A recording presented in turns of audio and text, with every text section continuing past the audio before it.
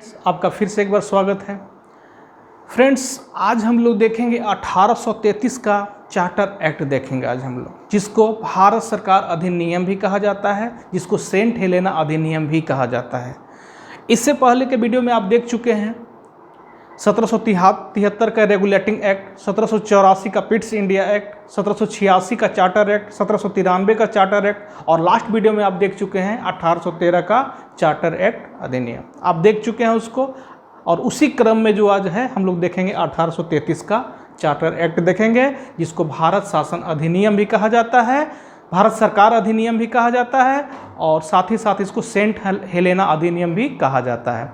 तो भारत सरकार अधिनियम इसलिए कहा जाता है क्योंकि इसमें जो गवर्नर जनरल था और इसके जो एक परिषद था जिसमें कुल 3 सदस्य होते थे, हालांकि इसमें एक सदस्य को और बढ़ा दिया जाएगा जो विधि से संबंधित होगा और ये मैकाले यहाँ पे बनेगा, ये तो कुल मिलाकर के 4 सदस्य कर दिया जाएगा। तो गवर्नर जनरल और परिषद को मिला करके जो है अब ये भारत सरकार कहलाएगा और ये भारत सरकार के नाम से फिर आगे आदेश जारी करेगा, इसलिए इसको भारत सरकार अधिनियम कहा गया, क्योंकि गवर्नर जनरल और परिषद को मिला करके भारत सरकार कहलाई आई है, अर्थात ये भारत सरकार के नाम से अब कोई भी आदेश जारी कर सकता है।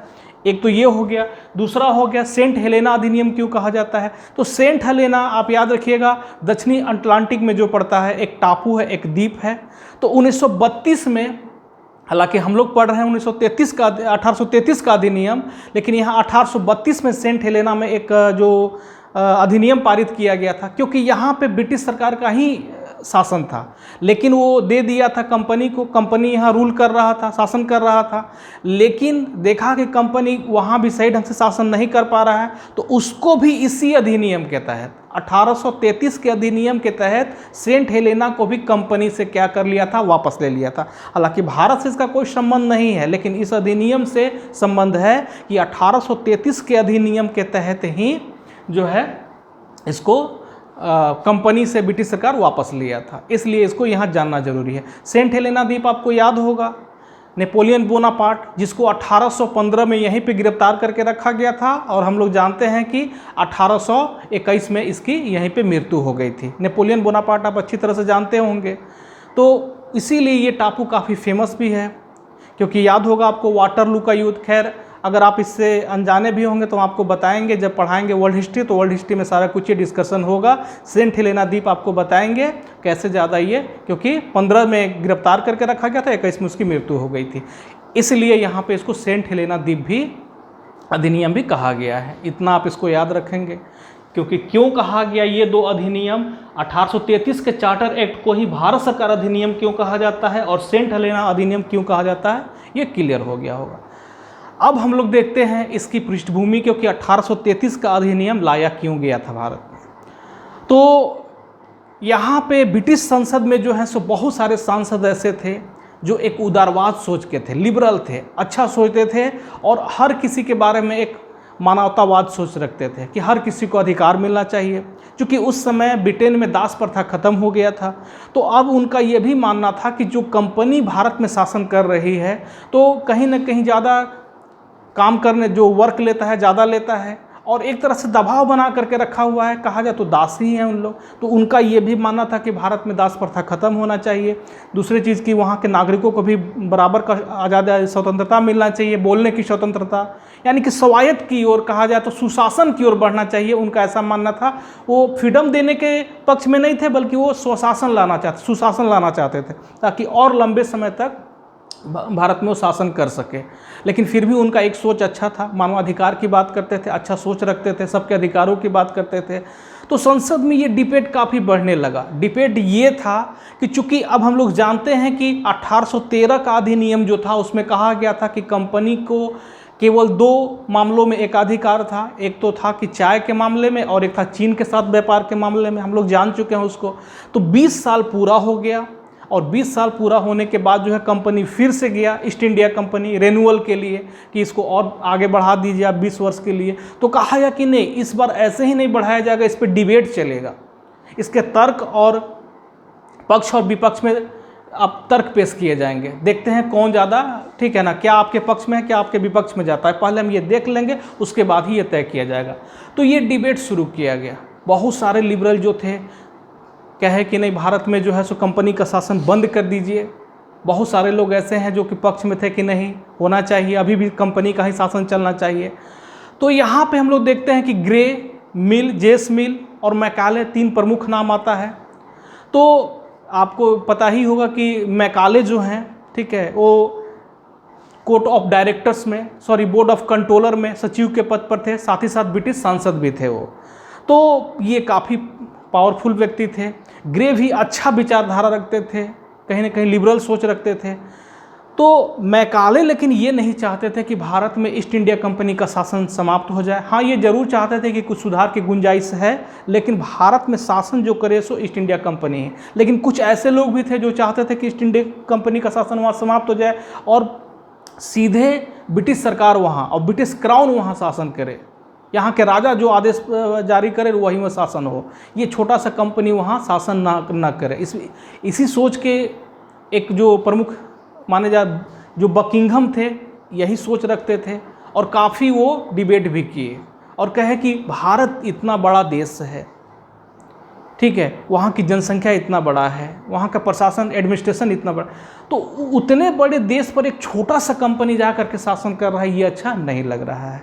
यानी कि अगर शासन करना ही है, शासन चलना चाहिए, लेकिन ये डायरेक्ट जो है सो ब्रिटिश क्राउन द्वारा किया जाना चाहिए, ब्रिटिश संसद द्वारा किया जाना चाहिए, एक छोटा सा कंपनी को। क्योंकि भारत जैसे देश के लिए कहीं ना कहीं ये कहा जाए तो अच्छा नहीं है कि एक छोटा सा कंपनी जा करके वहाँ शासन करे। अर्थात बकिंघम महोदय जो हैं वो क्या किए कि कहे कि नहीं, कंपनी का शासन बंद कीजिए और ब्रिटिश सरकार डायरेक्ट वहाँ शासन करे, ब्रिटिश क्राउन डायरेक्ट वहाँ शासन करे, ये कहना शुरू कर दिए। तो हुआ कि ठीक है, डिबेट कर लेते हैं, मैकाले भी तैयार थे। तो बकिंघम महोदय कहे कि देखिए वहाँ पे क्या है ना कि बहुत सारे लोग को दबाया जाता है, बहुत सारे लोग को आज़ादी प्राप्त नहीं है, इस प्रकार का है, ठीक है। बात कर रहे थे लिबर्टी का कि लोगों में कुछ लोगों को आज़ादी मिलना चाहिए, ठीक है। लिबर्टी मतलब यहाँ स्वतंत्रता से नहीं है, फ्रीडम से नहीं है, मतलब उनके अधिकारों में और बढ़ोतरी होना चाहिए, यहाँ कहने का मतलब इनका ये था। डिबेट काफ़ी चला। तो मैकाले ये कहे कि आज आपको ये सब चीज़ मानवाधिकार नज़र आ रहा है, कहाँ गए थे उस समय सभी लोग जो भी इस सोच के जानकार हैं, उस समय कहाँ गए थे लोग जब 1757 का प्लासी का युद्ध लड़ा गया था, सब 1764 का बक्सर का युद्ध लड़ा गया था जिसमें बहुत सारे लोग मारे गए थे, बहुत क्षति हुआ था। उस समय कोई मानवाधिकार की बात क्यों नहीं कर रहा था, आज मानवाधिकार की बात क्यों कर रहे हैं। साथ ही साथ मैकाले ये भी तर्क दी कि आप कह रहे हैं कि जा करके वहाँ ब्रिटिश सरकार डायरेक्ट शासन करे, कैसे हो सकता है, ये नहीं हो सकता। तर्क में अपना यही कहे कि ब्रिटिश ईस्ट इंडिया कंपनी चूँकि वहाँ बहुत लंबे समय से वहाँ शासन कर रहा है, तो वहाँ के बारे में उसका न सिर्फ भौगोलिक बल्कि सांस्कृतिक, राजनीतिक सारे चीज़ों की जानकारी उसके पास है, सारा कुछ समझ सकता है। लेकिन अभी ब्रिटिश सरकार तो यहाँ शासन कर रहा है, करेगा, तो इसको सारा कुछ का जानकारी नहीं होगा। ऐसे में क्या होगा कि जिस प्रकार से 1776 में यूएसए आज़ाद हो गया, उसी प्रकार से भारत भी, क्योंकि आप सही ढंग से यहाँ रहते हुए रूल कर नहीं पाएंगे, शासन कर नहीं पाएंगे, इसलिए क्योंकि आपको वहाँ की जानकारी नहीं है। तो ईस्ट इंडिया कंपनी जो इतने लंबे समय से शासन कर रही है, उसी को शासन करने दीजिए। हाँ, ये ज़रूर है कि कुछ जो है आप उसमें सुधार करने की बात कह सकते हैं, साथ ही साथ ऐसा प्रावधान कर सकते हैं कि आगे चल कर के ब्रिटिश सरकार अपने हाथ में ले शासन को, लेकिन फिलहाल इसको आप ऐसा नहीं कर सकते हैं। काफ़ी तर्क दिया गया, दोनों तरफ से तर्क दिया गया, लेकिन अंततः जो है सो मैकाले की ही बात सही हुई, क्योंकि इतना जल्दी ब्रिटिश सरकार के हाथ में सत्ता को हस्तांतरण कर देना, सत्ता को सौंप देना कंपनी द्वारा, ठीक है, ये ब्रिटिश सरकार के हित में, उसके साम्राज्य के हित में नहीं था। और ये समझ में आ भी गया कि तुरंत अभी हम ले लेते हैं तो ऐसा नहीं चलेगा। तो इसीलिए कहा गया कि ठीक है 20 वर्षों के लिए और आगे रिन्यूअल किया जाएगा। लेकिन एक चीज़ और कहा गया कि कंपनी अब जो व्यापारिक एकाधिकार 2 मामलों में आपके पास था, अर्थात चीन से केवल आप ही व्यापार कर सकते थे और साथ ही साथ चाय का व्यापार केवल आप ही कर सकते थे, अब ऐसा नहीं होगा। अब इस मामले में जो भी ब्रिटेन के नागरिक हैं, ठीक है, ये दोनों मामलों में भी कर सकते हैं यहाँ के जो व्यापारी हैं। पहले तो सारा दे ही दिया गया था उनको, लेकिन अब क्या किया जाएगा कि इन मामलों में भी उनको अधिकार प्राप्त होगा, आपका एकाधिकार खत्म हुआ। यानी कुल मिलाकर के देखा जाए तो कंपनी का यहाँ व्यापारिक अधिकार ही खत्म हो गया और लगभग अब केवल उसका यहाँ काम रह गया प्रशासनिक मामलों की देखभाल और एडमिनिस्ट्रेशन देखना, यानी कि राजनीतिक और प्रशासनिक मामलों की देखभाल करना उसका यहाँ दो ही प्रमुख उद्देश्य रह गया, वो भी ब्रिटिश सरकार की ओर से। ब्रिटिश सरकार कहा कि हम आपको बताएंगे क्या करना है और आप हम जो कहेंगे आप वहाँ कीजिए, और ऐसा नीति बनाया जाए कि धीरे धीरे धीरे धीरे आगे चल करके ब्रिटिश सरकार, ब्रिटिश क्राउन सीधे अपने हाथ में भारत का शासन ले सके। यानी ये भी यहाँ प्रावधान कर दिया गया कि ऐसा नीति बना करके चलिए कि आगे सत्ता हस्तांतरित ब्रिटिश सरकार को किया जा सके। तो हम लोग देख लेते हैं कि क्या क्या इसके तीन इसको प्रमुख बिंदु में बांट करके देखेंगे। पहला तो कि कारण जो अभी हम लोग समझ रहे हैं उसको देखते हैं कि एक पॉइंट हम लोग लिखते चलेंगे। उसके बाद इसमें देखेंगे कि इस अधिनियम में क्या प्रावधान कर दिया गया, और साथ ही साथ फिर लास्ट में इसके महत्व को देखेंगे, और इतने अच्छे ढंग से देखेंगे हम लोग इसको ताकि कभी भी इस टॉपिक से हमारा कोई क्वेश्चन छूट ना सके। तो सबसे पहले हम लोग इसको देख लेते हैं, इसका कारण क्या था इसके लाए जाने का।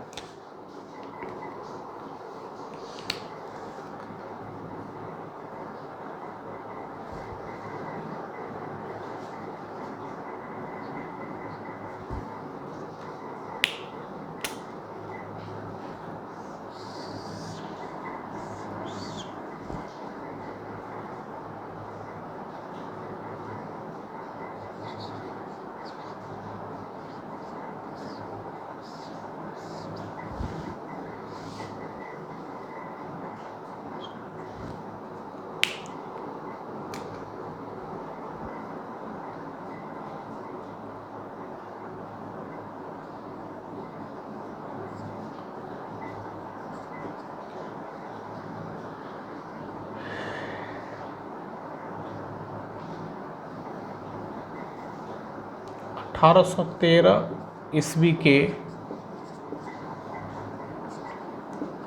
चार्टर एक्ट द्वारा जो 20 वर्षों के लिए कंपनी के व्यापारिक अधिकार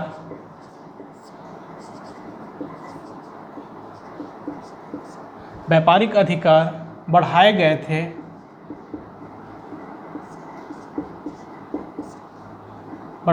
थे, उसकी समयावधि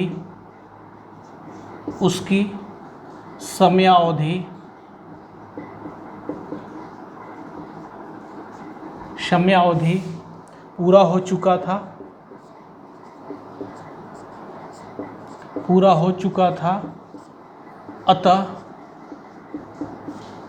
कंपनी इसको और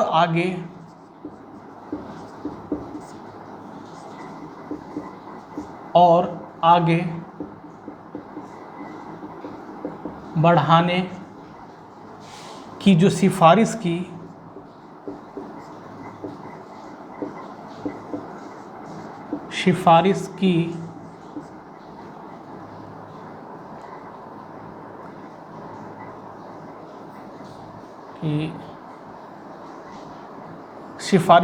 उसी के कारण इसे लाया गया। तो देखिए एक एक लिखते चलते हैं, इसको समझते भी चलते हैं। तो जैसा कि हम लोग पहले चर्चा भी कर चुके हैं कि 1813 का जो चार्टर एक्ट था उसमें यही कहा गया था कि कंपनी के अधिकार जो है सो व्यापारिक अधिकार 20 वर्ष के लिए बढ़ाया जाएगा। याद होगा आपको 1773 का रेगुलेटिंग एक्ट में भी यही बात कहा गया था कि 20 वर्ष के लिए आगे बढ़ाया जाएगा। तो जब वहाँ से बढ़ाया गया तो 20 वर्ष का समय जब पूरा हो गया तब उसको फिर रेनुअल किया गया था, यानी 1793 में उसको फिर रेनुअल किया गया था। 1793 में फिर 20 जोड़ा गया, 1813 पूरा हुआ, 1813 में फिर 20 जोड़ा जाएगा, तब 1833 हुआ। अब ये जो है सो इसी के लिए लाया गया था ताकि आगे और बढ़ाया जा सके। तो बहुत सारा डिबेट हुआ, जैसा हम लोग चर्चा किए, बढ़ा तो दिया गया 20 वर्ष के लिए, लेकिन हम लोग को पता है कि व्यापारिक अधिकार से छीन लिए गए। अब कंपनी का काम सिर्फ क्या रह गया, उसका काम सिर्फ और सिर्फ यही रह गया कि आप भारत की प्रशासनिक और राजनीतिक मामलों की देखभाल करेंगे, व्यापारिक मामलों में ब्रिटेन का हर एक व्यापारी का यह अधिकार होगा कि खुले रूप से व्यापार कर सकते हैं। आपका सारा एकाधिकार खत्म कर दिया गया। तो पहला कारण तो आप यही लिखेंगे, इसको लिखते चलिएगा। अभी नहीं लिख पाएंगे तो बाद में इसको वीडियो को रोक करके आप इसको देख करके लिखते चलेंगे। इसको नोट्स बनाना है आपको 3 तरह से। कारण अलग समझेंगे इसको, उसके बाद उसमें क्या प्रावधान किया गया ये समझेंगे, और फिर इसके महत्व क्या निकलेंगे ये समझ लेंगे। ये कभी भी हम लोग को दिक्कत नहीं होगा। तो पहला तो आप समझ गए, इसको लिख भी लिए होंगे आप लोग। दूसरा देखते हैं हम लोग, कहाँ गया मिटाने वाला।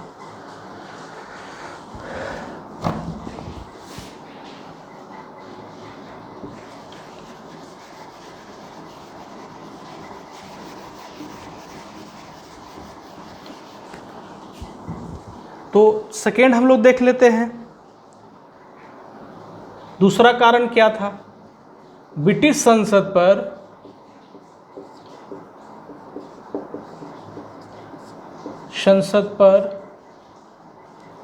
उदारवादियों का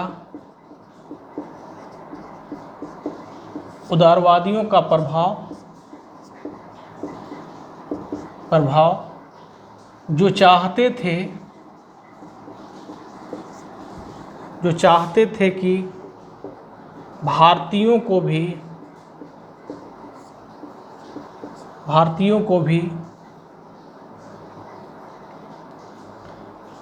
बहुत सारे भारतीयों को भी और अधिकार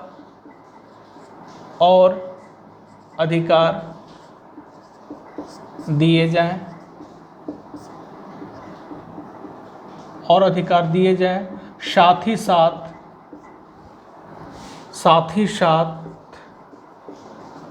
मानवाधिकार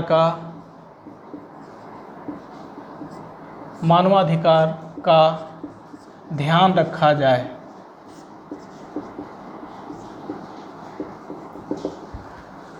तो जैसे हम लोग चर्चा कर चुके हैं कि ब्रिटिश संसद पे जो है उदारवादियों का प्रभाव बढ़ रहा था। यही चाहते थे, ये मानवाधिकार की बात करते थे कि भारतीय भी इंसान ही हैं, उनके साथ अच्छा व्यवहार होना चाहिए, उनके साथ खराब व्यवहार नहीं होना चाहिए, उनको भी अधिकार दिया जाना चाहिए। जिस प्रकार से ब्रिटिश नागरिक को अधिकार है, वहाँ जाकर के कॉलोनी बसाए हुए हैं, ईस्ट इंडिया कंपनी शासन कर रहा है, लेकिन देखा जा रहा है कि उन भारतीयों के साथ अच्छा व्यवहार नहीं होता है।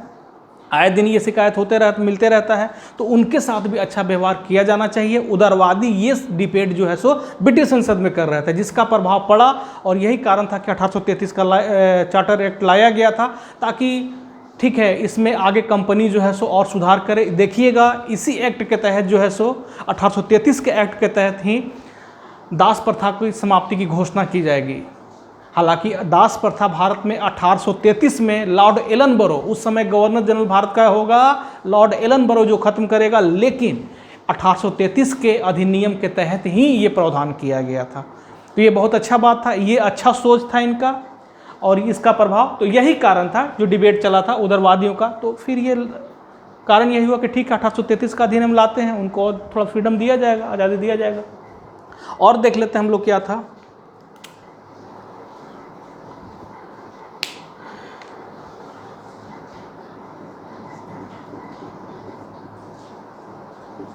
प्रेस की स्वतंत्रता में वृद्धि।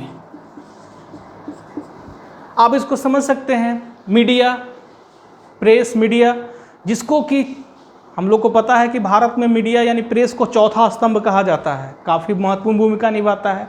आप देख सकते हैं कि आज भी मीडिया का रोल क्या है। किसी को हीरो, किसी को जीरो बनाना है, तो मीडिया से अच्छा काम ये आप जानते हैं कि, तो मीडिया का आज ही नहीं बल्कि कल भी काफ़ी महत्वपूर्ण भूमिका था। तो मीडिया यहाँ पे हम लोग जानते हैं कि ब्रिटेन में मीडिया को काफ़ी आज़ादी मिला हुआ था, काफ़ी छूट था, वो खुल करके बोल सकते थे, न सिर्फ उनके फेवर में बल्कि कुछ ऐसे पत्रकार भी थे जो, और हम लोग को पता है कि आज भी हैं, बहुत सारे ऐसे पत्रकार हैं जो हमेशा ही सच बोलते हैं, जो देखते हैं वही बात बताते हैं। तो वहाँ भी बहुत से ऐसे पत्रकार थे जो ये नहीं समझते थे कि ये ब्रिटेन के नागरिक हो, भारत के नागरिक, वो समझते थे कि ये मानव है, और खुल करके लिखते थे। अगर उनको लगता था कि ईस्ट इंडिया कंपनी अच्छा कार्य नहीं कर रही है, इससे भारतीयों को उनका अधिकार छीन रहा है, उन पर शोषण बढ़ रहा है, तो कहीं ना कहीं ये खुल करके लिखे इसके बारे में। तो मीडिया जब ये प्रेस जब लिखने लगा तो ब्रिटेन की जनता भी थोड़ा जानने लगा कि अरे भारतीयों के साथ जो है सो, देखिए ऐसा ठीक है कि ब्रिटेन भारत पे शासन कर रहा था, लेकिन वहाँ की सारी जनता तो यही सोच नहीं रखता था कि यहाँ के लोगों को दबाया जाए। बहुत सारे ऐसे लोग भी थे जो ये मानते थे कि मानवाधिकार के विरुद्ध है। तो प्रेस के माध्यम से उन लोग जान पाए, साथ ही साथ भारत में इसका काफ़ी चर्चा होने लगा, यहाँ भी लोग चर्चा करने लगे, मानवाधिकार की बात होने लगा। तो प्रेस का जो आज़ादी दिया गया था ब्रिटेन में, इसका बहुत ज़्यादा प्रभाव पड़ा। और यही कारण है कि जब उन लोग काफ़ी डिबेट किए, इन लोग भी बुद्धिजीवी के साथ, उन उदारवादियों के साथ हो मिले कि हाँ भारतीयों को उनका अधिकार थोड़ा थोड़ा मिलना चाहिए और सुशासन की ओर बढ़ना चाहिए, ऐसा आप शासन कीजिए कि वो शासन नहीं बल्कि सुशासन होना चाहिए। तो कहीं ना कहीं हम लोग देख सकते हैं कि मीडिया की भूमिका भी काफ़ी महत्वपूर्ण था और ये ध्यान दिया गया। अर्थात हम लोग देख सकते हैं कि एक लाए जाने का कारण ये भी था कि प्रेस की स्वतंत्रता जो दी गई थी और प्रेस द्वारा जो उठाया गया कदम था, इस पर विचार करने के लिए भी कि इन लोग क्या मांग रख रहे हैं, क्या वाजिब है, ये भी एक कारण था। और देख लेते हैं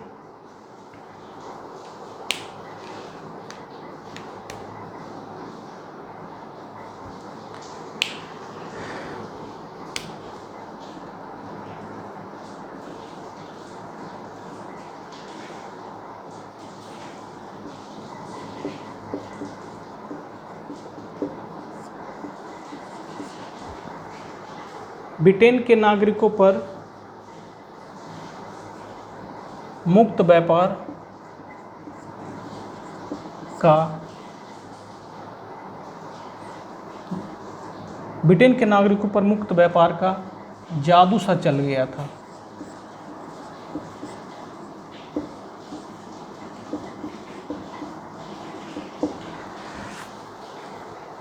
हम लोग को पता है कि 1813 का चार्टर एक्ट के तहत यह प्रावधान किया गया था कि कोई भी ब्रिटेन का व्यापारी जाकर के वहाँ व्यापार कर सकता है। ये हम लोग कारण भी जान रहे हैं क्यों ऐसा किया गया था, क्योंकि नेपोलियन जो है सो यूरोप में नाकाबंदी कर चुका था, व्यापार करने नहीं दे रहा था। इसलिए प्रावधान किया गया था कि कोई भी ब्रिटेन का व्यापारी जाकर के वहाँ व्यापार कर सकता है, छूट दिया गया था। लेकिन जो चीनी और चाय पर अभी भी इसका व्यापार ईस्ट इंडिया कंपनी का कायम था, ये लोगों को खल रहा था, क्योंकि चाय का आप जानते हैं कि उसमें व्यापार काफ़ी फल फूल रहा था और चीन बहुत ज़्यादा, यहाँ चीन के साथ व्यापार होता था ईस्ट इंडिया कंपनी का। तो इन लोगों को लगता था कि क्यों कंपनी का ही एक अधिकार है, क्यों नहीं हम लोग उसके साथ व्यापार कर सकते हैं। चाय के मामले हम जानते हैं, पहले तो अंग्रेज़ क्या किए थे, सभी लोग को उसका फ्री ऑफ कॉस्ट पिलाए थे, बिना पैसा का पिलाए। ये जानते थे कि पहले उसको क्या करो, आदत दिला दो, आदत दिलाने के बाद वो पैसा उनके पॉकेट से खुद हम लोग निकलवा लेंगे, यही हुआ भी था। तो चाय के मामले में तो ये देख रहे थे कि चाय में काफ़ी मुनाफा है और चीन के साथ व्यापार करेंगे तो और ज़्यादा हम लोग मुनाफा कमाएंगे।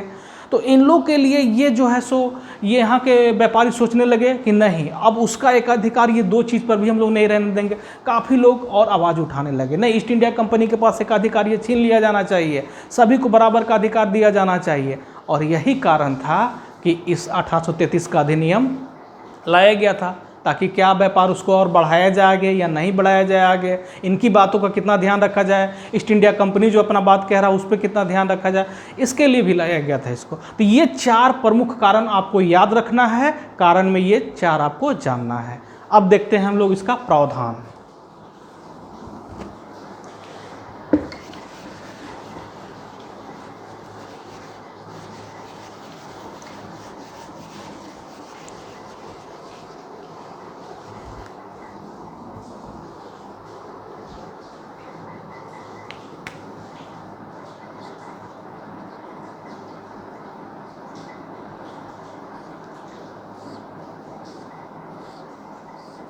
तो इसमें क्या क्या प्रावधान किए गए थे वो हम लोग देख लेंगे अभी यहाँ से।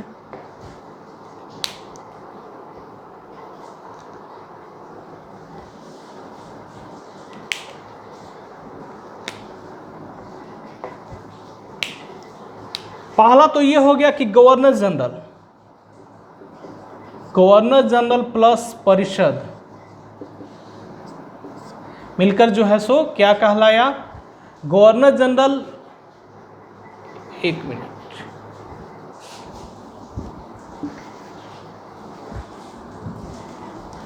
गवर्नर जनरल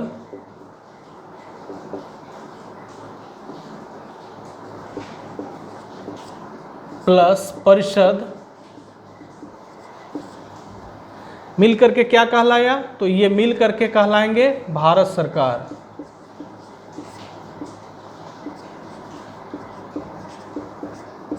अर्थात अब जो आदेश जारी होगा, ये दोनों जो मिल करके आदेश जो जारी करेंगे, क्योंकि परिषद भी तो इसी के हेल्प के लिए बनाया गया था, तो ये इसके द्वारा जो आदेश जारी किया जाएगा, अब कहा जाएगा कि भारत सरकार का ये आदेश है। पहले तो कहा जा रहा था कि ईस्ट इंडिया कंपनी का ये आदेश है, लेकिन अब क्या कहा जाएगा कि ये भारत सरकार का आदेश है। ये बहुत महत्वपूर्ण प्रावधान किया गया था, आप इसको जरूर नोट कीजिएगा, याद करिएगा।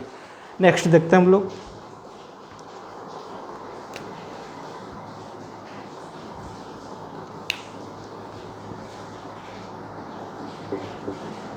दास प्रथा की समाप्ति। दास प्रथा की समाप्ति, दास प्रथा की समाप्ति, दास प्रथा को समाप्त करने का प्रावधान।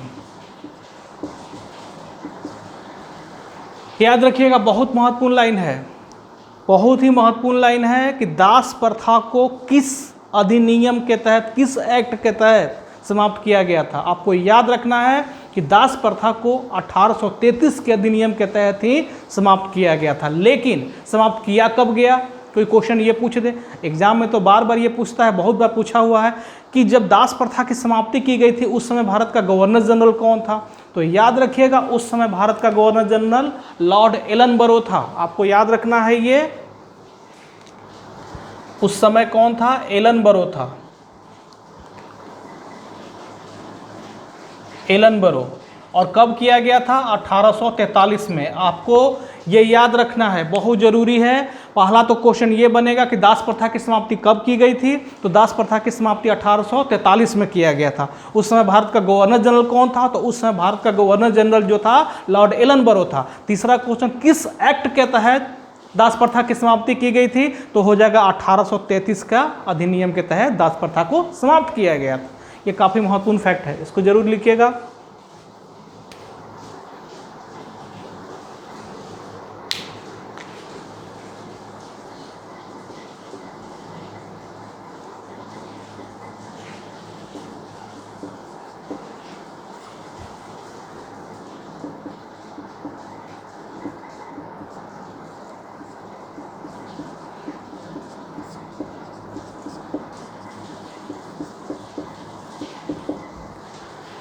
चर्चा हो चुका है इसका कि इसी एक्ट के तहत कंपनी का एकाधिकार, व्यापारिक एकाधिकार समाप्त कर दिया गया। आप जानते हैं, हम लोग चर्चा पहले से कर चुके हैं ऑलरेडी कि व्यापारिक एकाधिकार कंपनी का समाप्त कर दिया गया।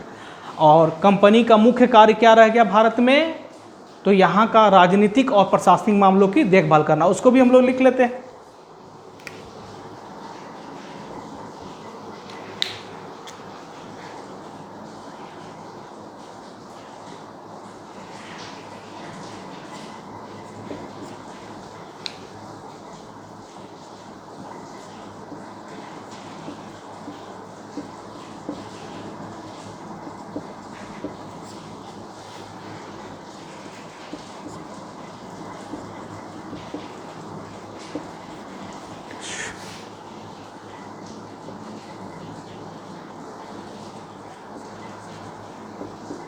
ब्रिटिश सरकार की ओर से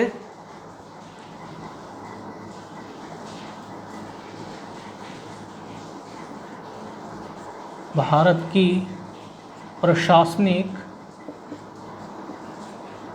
और राजनीतिक मामलों, राजनीतिक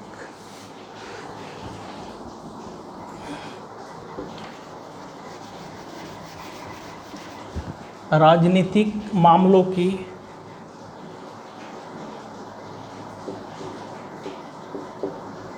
की देखभाल करना।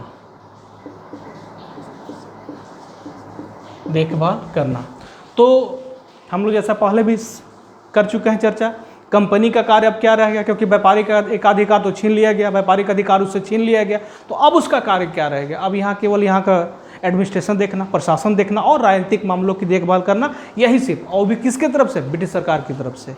यानी ब्रिटिश सरकार जैसा कहेगा उसी प्रकार का आपको देखना है, यही इसका कार्य रह गया था। और हम लोग देख लेते हैं क्या कार्य रह गया था, क्या प्रावधान किया गया था।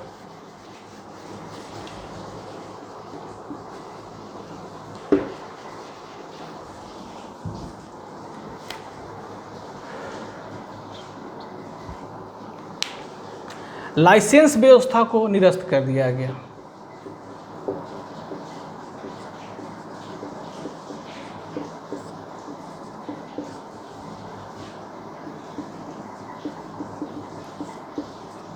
निरस्त कर दिया गया।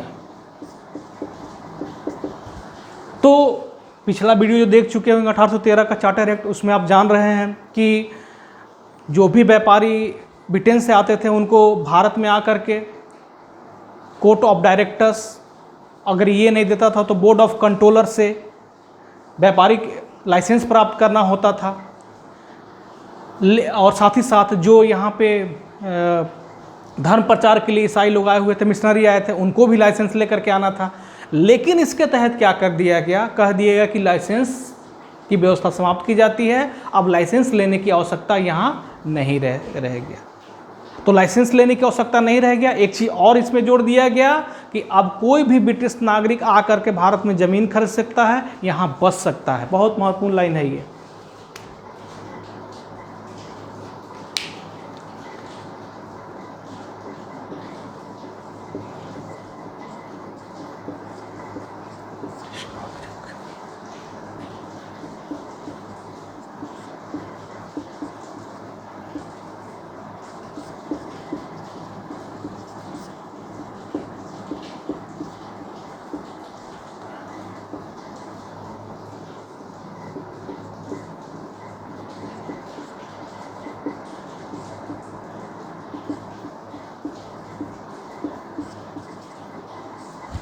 बस भी सकता है, काफ़ी महत्वपूर्ण था ये। यहाँ इनको बसने का अधिकार दे दिया गया।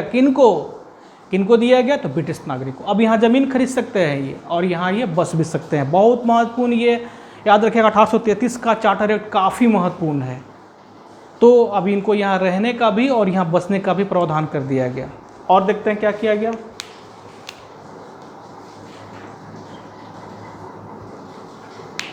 साथ ही साथ अब ये कहा गया कि सरकार द्वारा जो नियुक्ति की जाएगी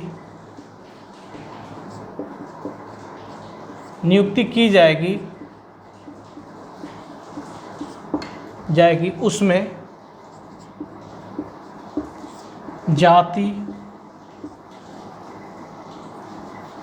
जाति, धर्म, नस्ल, जन्म इत्यादि के आधार पर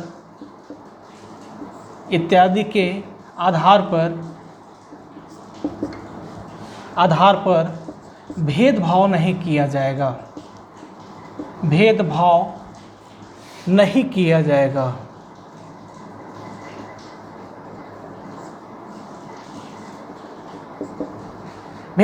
किया जाएगा। ऐसा कहा गया। और ये काफ़ी इनका सराहनीय कार्य था कि अब जो यहाँ नियुक्ति होगा, जो भारत सरकार अर्थात यहाँ का गवर्नर जनरल और जो परिषद मिल करके नियुक्ति करेंगे, अब उसमें ये नहीं देखा जाएगा कि व्यक्ति का जन्म कहाँ हुआ है, ब्रिटेन का नागरिक है कि भारत का नागरिक है। नस्ल नहीं देखा जाएगा, उनका जन्म नहीं देखा जाएगा, उनकी जाति नहीं देखा जाएगा, उनका कलर नहीं देखा जाएगा, बल्कि योग्यता के आधार पर क्या होगा, नियुक्ति किया जाएगा। अर्थात क्या हो जाएगा, योग्यता के आधार पर नियुक्ति, योग्यता के आधार पर नियुक्ति। काफ़ी महत्वपूर्ण लाइन है ये, याद रखिएगा इसको। ठीक है, और देखते हैं आगे का प्रावधान हम लोग देख लेते हैं क्या है।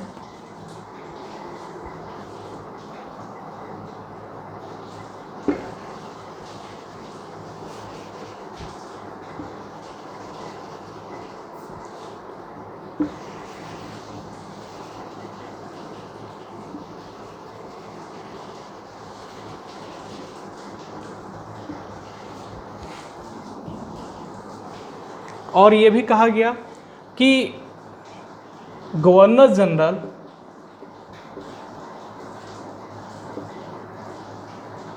जनरल और परिषद मिलकर ऐसा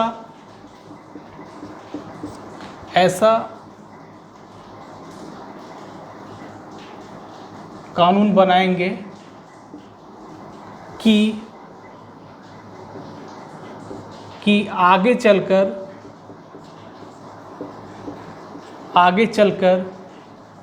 आसानी से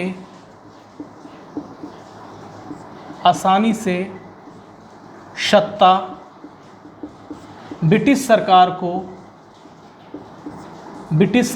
को हस्तगत किया जा सके, यानी सौंपा जा सके, हस्तगत किया जा सके, यानी कि उनको सौंपा जा सके, ये कहा गया। अर्थात ब्रिटिश सरकार ये कहा कि देखिए, आप जो भी ऐसा नियम कानून बनाइए उसमें ज़रूर ये ख्याल रखिएगा कि आगे चल कर के सत्ता तो हम ही अब ब्रिटिश सरकार को ही, ब्रिटिश क्राउन को ही अपने पास लेना है, इसलिए ऐसा कानून बनाते चलिएगा जिससे कि आगे सत्ता जो है सो हमको लेने में, यानी आपको हस्तगत करने में सुविधा हो और हमको लेने में आसानी हो। ऐसा आप इस समय से प्रावधान करते चलिएगा। और देखते हैं क्या कहा गया।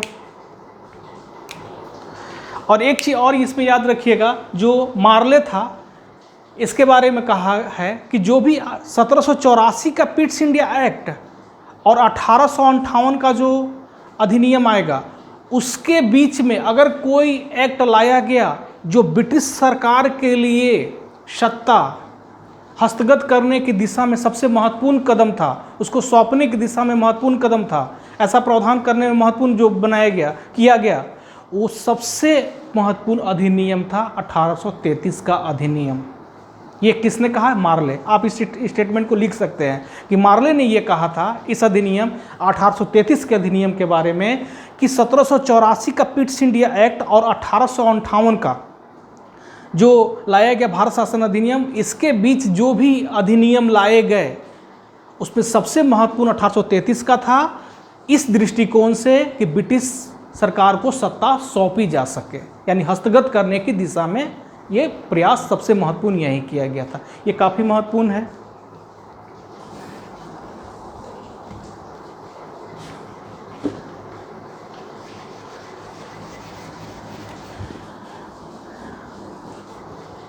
आगे देखिएगा, केंद्रीयकृत शासन व्यवस्था की स्थापना। देखिए, यहाँ पे एक केंद्रीकृत शासन व्यवस्था स्थापित किया जाने लगा। कैसे केंद्रीकृत कैसे होगा ये आप जान लीजिए। केंद्रीकृत का मतलब सेंट्रलाइज होता है, तो सेंट्रलाइज कैसे हुआ? हम लोग 1773 का रेगुलेटिंग एक्ट में क्या देखे थे? 1773 का रेगुलेटिंग एक्ट में हम लोग यही देखे थे कि जो बंगाल का गवर्नर था उसको बंगाल का गवर्नर जनरल बना दिया गया, और गवर्नर जनरल बनाते ही मद्रास और बम्बई जो प्रांत थे, ये दोनों गवर्नर को उसके अधीन कर दिया गया। इनको दोनों को रिपोर्ट गवर्नर जनरल को, बंगाल के गवर्नर जनरल को सौंपना होता था। अर्थात बंगाल का गवर्नर जनरल कहलाया। लेकिन यहाँ जो प्रावधान किया गया वो ये था कि अब जो बंगाल का गवर्नर जनरल होगा वही पूरे भारत का गवर्नर जनरल कहलाएगा। बहुत महत्वपूर्ण लाइन है। आप किसी भी एग्जाम में अगर दे रहे होंगे एग्जाम, तो आप बार बार देख रहे होंगे ये क्वेश्चन रिपीट हो रहा है कि भारत का पहला गवर्नर जनरल कौन था, यहाँ समझना है। तो भारत का पहला governor general Lord William Bentinck बनेगा।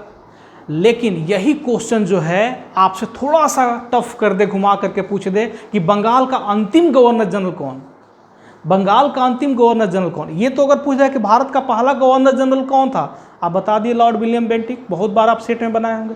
लेकिन यही थोड़ा सा क्वेश्चन का लेवल बदलता है, तो कहता है कि बंगाल का अंतिम गवर्नर जनरल कौन था। जैसे तो यहाँ हम लोग को पता है कि लॉर्ड विलियम बेंटिक ही होगा, क्योंकि वही था बंगाल का गवर्नर जनरल और उसी को बना दिया गया भारत का गवर्नर जनरल। तो बंगाल का अंतिम गवर्नर जनरल वही होगा। अगर यही क्वेश्चन आपसे पूछ दे 1773 के पास वाला एक्ट में पूछ दे कि बंगाल का अंतिम गवर्नर कौन था, तो चूंकि बंगाल का अंतिम गवर्नर भी वारेन हेस्टिंग्स होगा, क्योंकि वही बंगाल का गवर्नर जनरल बना था और वही पहले गवर्नर था, उसी गवर्नर जनरल बना दिया। ये सब बड़ा क्वेश्चन जो है आप इसको बार बार देखिएगा। आगे चल करके 1858 का जब अधिनियम आप पढ़िएगा तो वहाँ पे वायसराय हो जाएगा, जिसकी नियुक्ति सीधे ब्रिटिश क्राउन द्वारा होगी। आप वहाँ देखिएगा वायसराय क्या कहलाता है, गवर्नर जनरल क्या कहलाता है, ये सारा कुछ आपको कॉन्सेप्ट हमको लगता है पूरा हो चुका होगा। वायसराय होता है जिसकी नियुक्ति सीधे ब्रिटिश क्राउन द्वारा होगा, जो सीधे अपने कार्यों के प्रति सीधे उत्तरदायी होता था ब्रिटिश क्राउन के प्रति। खैर 1857 के विद्रोह के बाद आएगा 1858 का अधिनियम, खैर हम लोग जानेंगे, पील कमीशन जब रिपोर्ट देगा उसके बाद हम लोग देखेंगे क्या होगा। लेकिन अभी हम लोग को जो चर्चा करना है काफ़ी महत्वपूर्ण है कि केंद्रीकृत शासन व्यवस्था स्थापना की गई। तो केंद्रीकृत शासन व्यवस्था में क्या देख लेते हैं थोड़ा सा हम लोग पहले से। तो 1773 का जो रेगुलेटिंग एक्ट था हम लोग उठा लेते हैं वहाँ से। 1773 का रेगुलेटिंग एक्ट के तहत जो बंगाल का गवर्नर था, शॉर्ट में लिख लेते हैं बंगाल का गवर्नर जनरल, जो बंगाल का गवर्नर था उसी को क्या किया गया था, बंगाल के गवर्नर को ही बना दिया गया था, गवर्नर जनरल बना दिया गया था। कहाँ का, बंगाल का गवर्नर जनरल बना दिया गया था। याद रखिएगा बंगाल का गवर्नर था वारेन हेस्टिंग्स और उसी को क्या बना दिया गया था, और उसी को बना दिया गया था वारेन हेस्टिंग्स।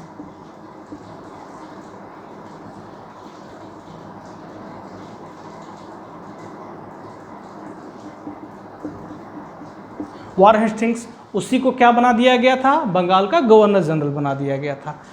अब हम लोग देखते हैं बंगाल के गवर्नर जनरल के अधीन क्या था, दो दे दिया गया था इसके पास कि आप जो है सो मद्रास और बम्बई, मद्रास और बम्बई का क्या कीजिएगा, यहाँ के गवर्नर आपके अधीन कार्य करेंगे, आप जो कहेंगे वही इन लोग करेंगे।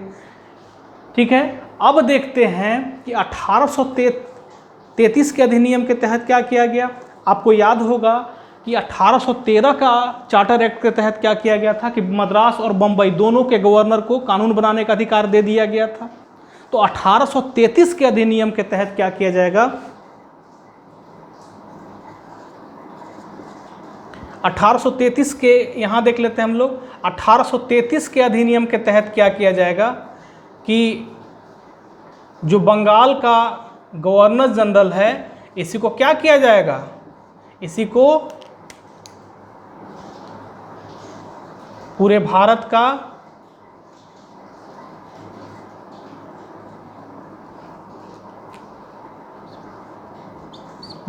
गवर्नर जनरल बना दिया जाएगा। इसी को पूरे भारत का गवर्नर जनरल बना दिया गया।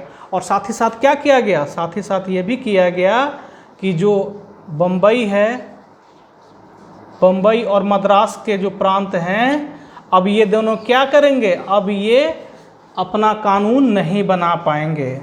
अब ये कानून नहीं बना पाएगा। कानून कौन बनाएगा, सीधे भारत का गवर्नर जनरल। जी जैसे मतलब है गवर्नर जनरल, याद रखिएगा शॉर्ट में लिखा गया है। तो अब सीधे कानून कौन बनाएगा, गवर्नर जनरल बनाएगा। तो गवर्नर जनरल के पास हम लोग देख सकते हैं बहुत बड़ा काम हो गया। और गवर्नर जनरल को 2 अधिकार और दिया गया, किस मामले में कानून आप बनाइएगा। 2 अधिकार और देख लेते हैं क्या जो दिया गया था, ये तो यहाँ बनाना है ही, साथ ही साथ और क्या किया गया, ये भी कहा गया कि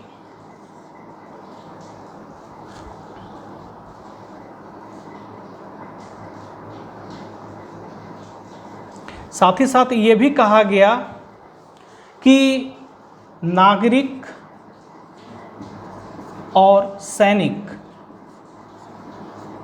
नागरिक और सैनिक मामला दोनों आपके पास रहेगा और दोनों के मामले में आप क्या करेंगे, कानून बनाएंगे। बहुत बड़ा काम देते चला गया। भारत का गवर्नर जनरल तो बन गया लॉर्ड विलियम बेंटिक, लेकिन कहा जाए तो उसके ऊपर काफ़ी बोझ लाद दिया गया। एक तो है कि 1813 का चार्टर एक्ट के तहत जो प्रावधान किया गया था कि मद्रास और बम्बई के दोनों गवर्नर अलग अलग कानून बनाएंगे, वो ख़त्म कर दिया गया कि अब ये कानून भारत का गवर्नर जनरल बनाएगा। दूसरा कहा गया कि अब आप नागरिक और सैनिक मामला में भी कानून आप ही को बनाना है। इसके लिए काम बढ़ते चला गया। तो ऐसे में कहा गया कि आपके लिए एक अधिकारी भी नियुक्त किया जाएगा, परिषद में एक और सदस्य बढ़ाया जाएगा जो आपका काफ़ी मदद करेगा, और वो कौन होगा? वो विधि का अधिकारी होगा। विधि मतलब कानून होता है, कानून का अधिकारी होगा। और इस पद पर आसीन होने वाला, बनने वाला पहला अधिकारी कौन था? भारत का पहला विधि अधिकारी कौन था? मैकाले था, लॉर्ड मैकाले, याद रखिएगा, लॉर्ड मैकाले। और स्वतंत्र भारत में पहला विधि आयोग कब बनेगा? तो स्वतंत्र भारत में पहला विधि आयोग 1955 में बनेगा। और शीतलवाड़ जो है भारत की प्रथम विधि, शीतलवाड़ भारत के प्रथम क्या बनेंगे? महान्यायवादी। भारत का कानून का पहला अधिकारी कौन होता है? Attorney general of India, Bharat का महान्यायवादी। अभी भारत के महान्यायवादी कौन है? के वेणुगोपाल हैं। तो उसी प्रकार से भारत का पहला विधि अधिकारी यानी कि महान्यायवादी कौन बना? Lord Macaulay. बहुत महत्वपूर्ण है, बार बार जब भी सेट बनाइएगा ये क्वेश्चन मिलना है।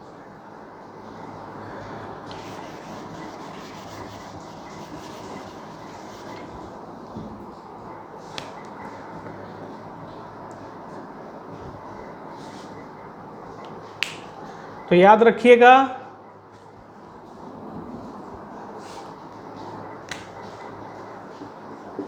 लॉर्ड मैकाले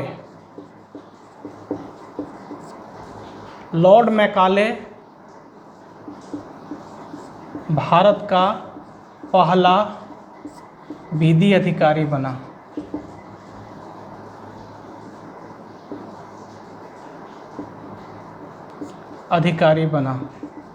याद रखिएगा। अब यानी परिषद की संख्या भी कितना हो गया? कुल मिलाकर 4 हो गया, 3 पहले से थे, एक ये भी हो गया।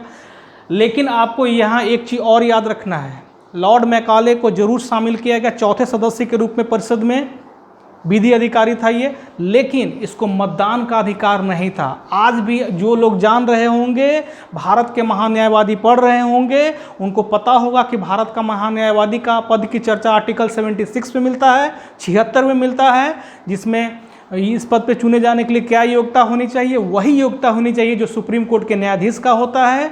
साथ ही साथ आप ये भी जान रहे हैं कि भारत का यह एक ऐसा अधिकारी होता है जो संसद के दोनों में से किसी भी सदन का सदस्य न होते हुए भी दोनों सदन में बैठ सकता है, किसी विषय पर बोल सकता है, लेकिन विटो पावर नहीं होता इसके पास, अर्थात मतदान नहीं कर सकता है। ये काफ़ी महत्वपूर्ण चीज़ है। तो यही तो था जो आज महान्यायवादी है, यही तो था ये लॉर्ड मैकाले। तो लॉर्ड मैकाले के मामले में भी यहाँ यही था, गवर्नर जनरल और परिषद की बैठक में ये भाग ले सकता था, किसी विषय पर बोल सकता था, लेकिन मतदान नहीं कर सकता था। दूसरी चीज़ और कि इसका पद अभी अस्थायी रूप से बनाया गया था। ठीक है। और एक चीज़ याद रखिएगा, नोट पे इसको लिख लीजिएगा कि लॉर्ड मैकाले को ही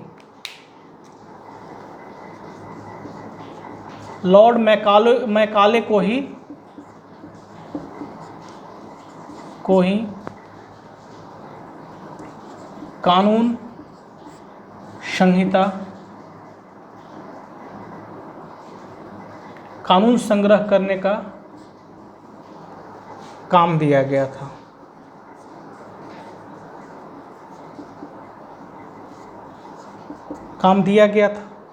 तो ये भी एक काफ़ी कहा जाए तो महत्वपूर्ण कार्य था ये, कि कानून का संग्रह किसको करना है? तो इसी को करना है।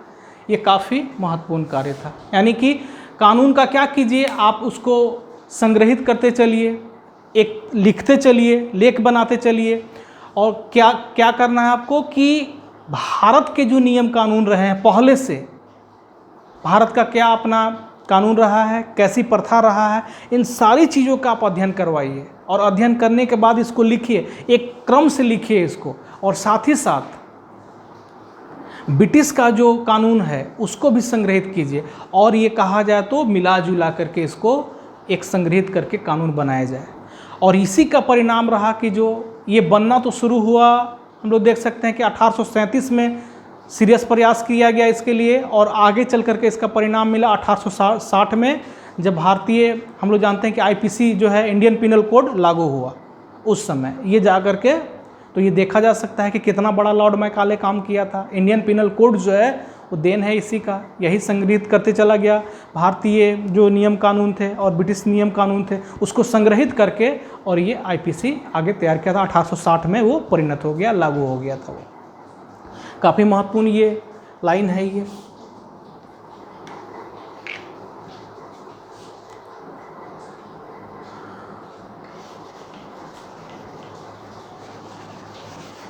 अब हम लोग देख लेंगे इसका महत्व। हम लोग इसका महत्व देख लेते हैं।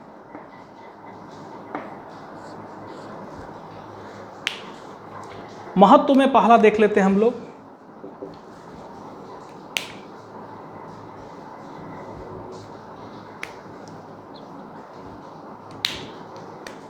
तो पहला तो यही हो गया कि कंपनी का व्यापारिक एकाधिकार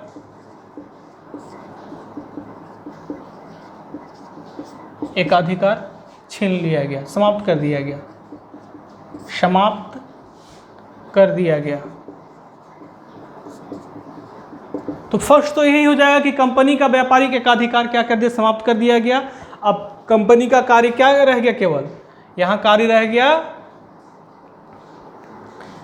इसका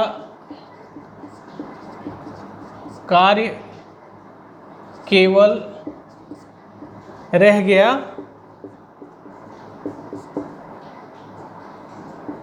यहाँ से मतलब भारत से, यहाँ की राजनीतिक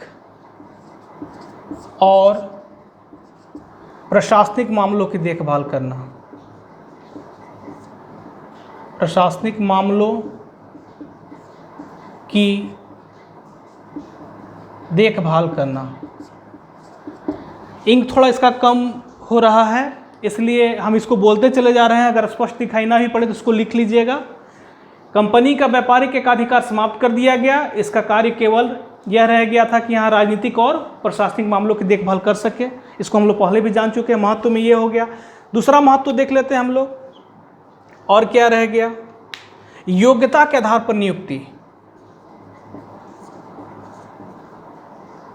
समानता कर दीजिए इसको, नियुक्ति में समानता, नियुक्ति में समानता अर्थात भेदभाव समाप्त, भेदभाव समाप्त किया गया,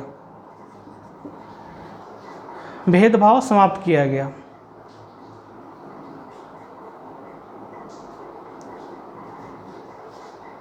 इसी के तहत क्या किया गया, भेदभाव समाप्त किया गया। अच्छा ये नहीं चल रहा होगा इन, तो नियुक्ति में समानता अर्थात भेदभाव क्या कर दिया गया, समानता लाया गया, समानता लाया गया कर दीजिए, यहाँ पर लाया गया, और क्या हो जाएगा, भेदभाव, भेदभाव की समाप्ति, भेदभाव समाप्त कर दिया गया। ये हो गया। और देख लेते हैं क्या किया गया।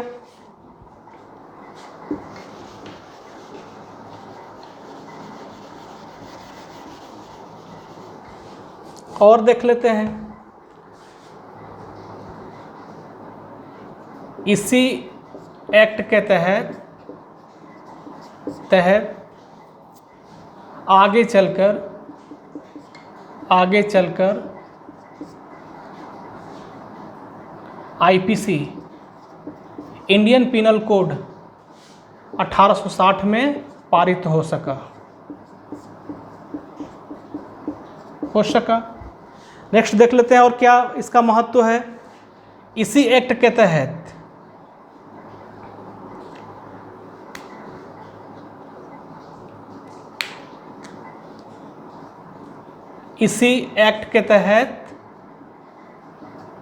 इसी एक्ट के तहत और क्या किया गया, तो इसी एक्ट के तहत हम लोग देखते हैं कि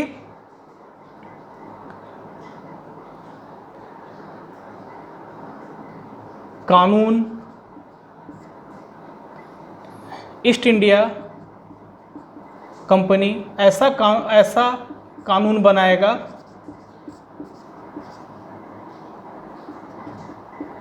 जिससे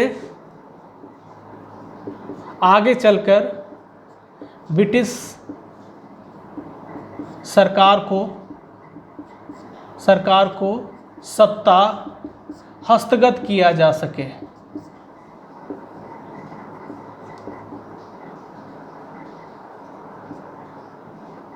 हस्तगत किया गया, इसको हम लोग इसको इस रूप में देख सकते हैं कि हस्तगत किया गया। और देख सकते हैं कि क्या किया गया,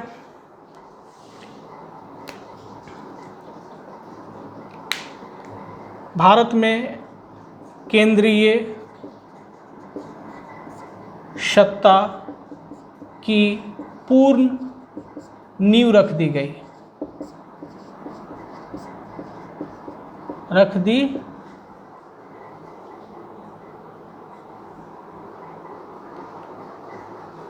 और क्या महत्व हुआ, सबसे महत्वपूर्ण जो था,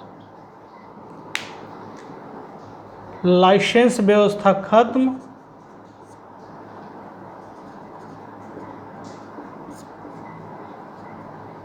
खत्म तथा ब्रिटिश नागरिक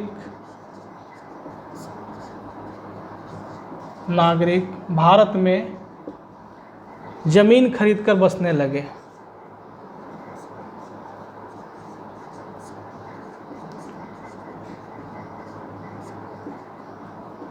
ये काफ़ी महत्वपूर्ण फैक्ट इसको कहा जाएगा, ये जो था, क्योंकि अब वो यहाँ पे बसना शुरू कर दिए थे। साथ ही साथ और क्या होगा, प्रादेशिक सरकार को कानून बनाने से वंचित कर दिया गया, क्योंकि मद्रास और बम्बई के मामले हम लोग देख सकते हैं कि अब उन लोग कानून नहीं बना सकते थे। थोड़ा सा इंक कमज़ोर हो गया इसका, इसलिए हम इसको बोलते चले जाते हैं, अब उसको लिख लीजिएगा।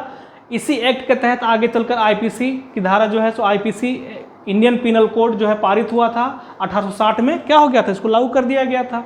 इसी एक्ट के तहत ईस्ट इंडिया कानून ऐसा कानून बनाने लगा जिससे कि आगे चल करके ब्रिटिश सरकार को सत्ता हस्तांतरित किया गया। हम लोग देख सकते हैं 1858 का देखेंगे एक्ट, उसमें देखेंगे भारत में केंद्रीय सत्ता की नींव रख दी गई, जो हम लोग पढ़ चुके हैं प्रावधान में। प्रावधान में जो देखे महत्व में उसी को मिला करके लिखा जाता है कि क्या ऐसा किया गया जो पहले नहीं था, तो प्रावधान में ये किया गया, इसलिए काफ़ी महत्वपूर्ण था। महत्व इसलिए है क्योंकि भारत में केंद्रीय सत्ता की नींव रख दी गई, इसलिए ये महत्वपूर्ण हुआ।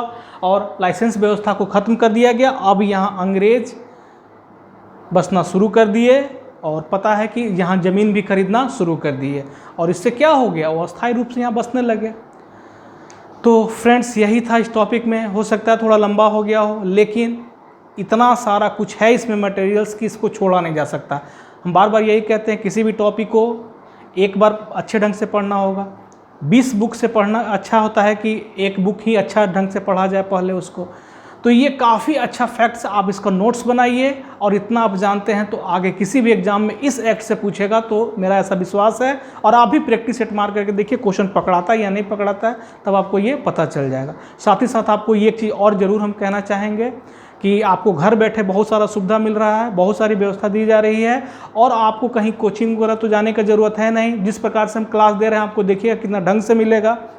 बस आपको यही कहना है कि अगर आपको ये पसंद आता है ये वीडियो, तो इसको सब्सक्राइब जरूर कर लीजिए और इसको लाइक भी ज़रूर कर लीजिएगा।